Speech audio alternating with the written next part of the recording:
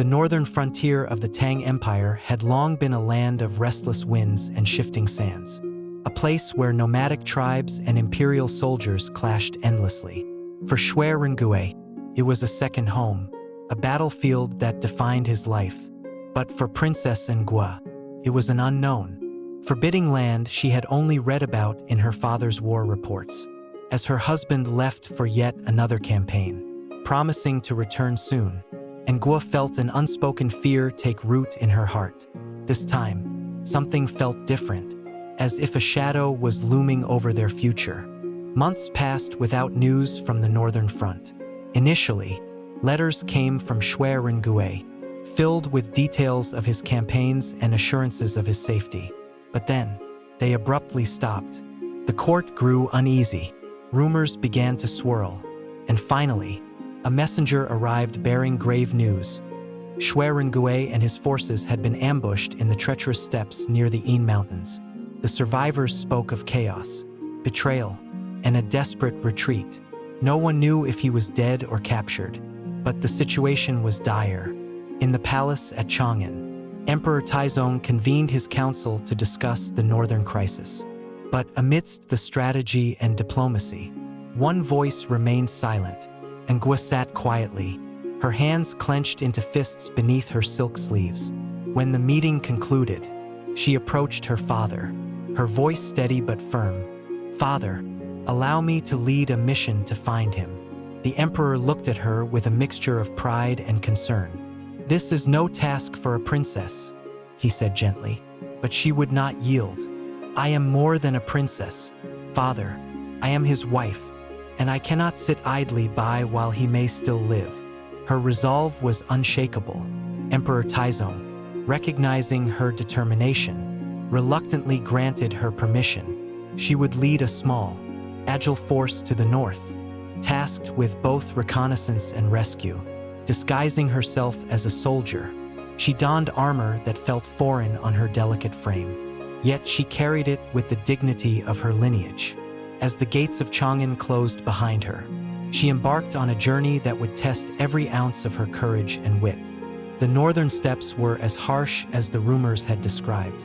Bitter winds howled across endless plains, and the nights were so cold that even the strongest soldiers huddled close to their fires for warmth.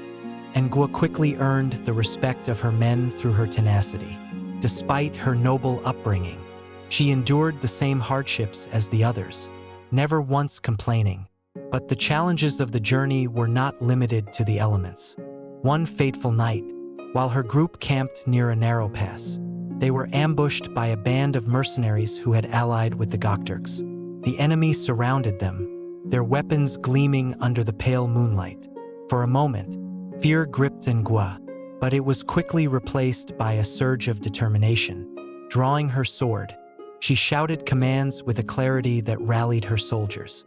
Spotting a natural choke point nearby, she led her forces in a calculated retreat, luring the mercenaries into a trap.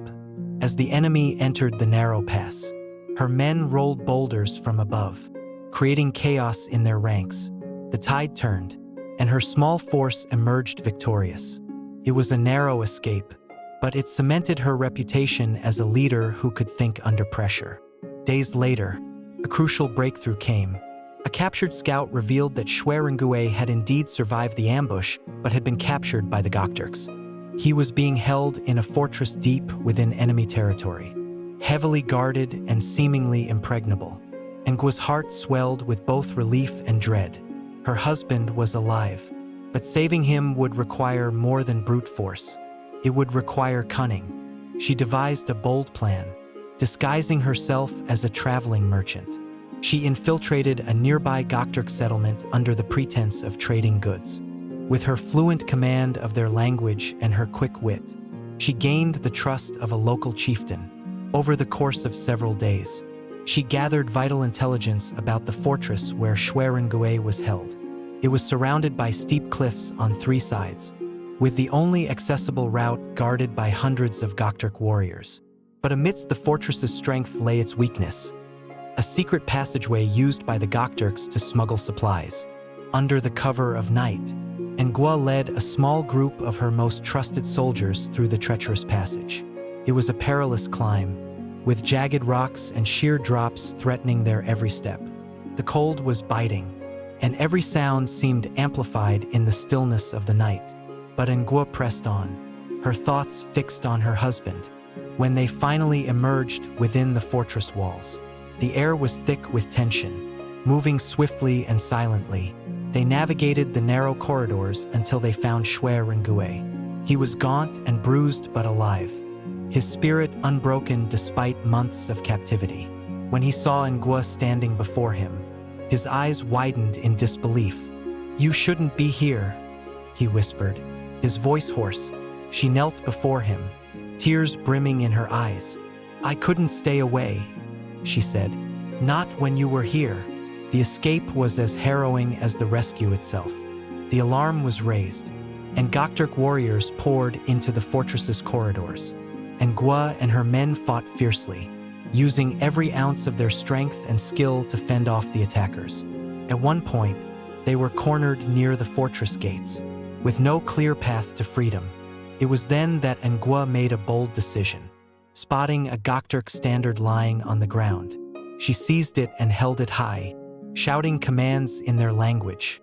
For a moment, the enemy hesitated, confused by the sight of what appeared to be one of their own leading the charge. The deception bought enough time for her forces to break through the gates and escape into the night. When they finally reached safety, the reunion between Ngua and Xue Rengui was one of quiet relief and deep gratitude. He looked at her with newfound respect, his voice filled with emotion.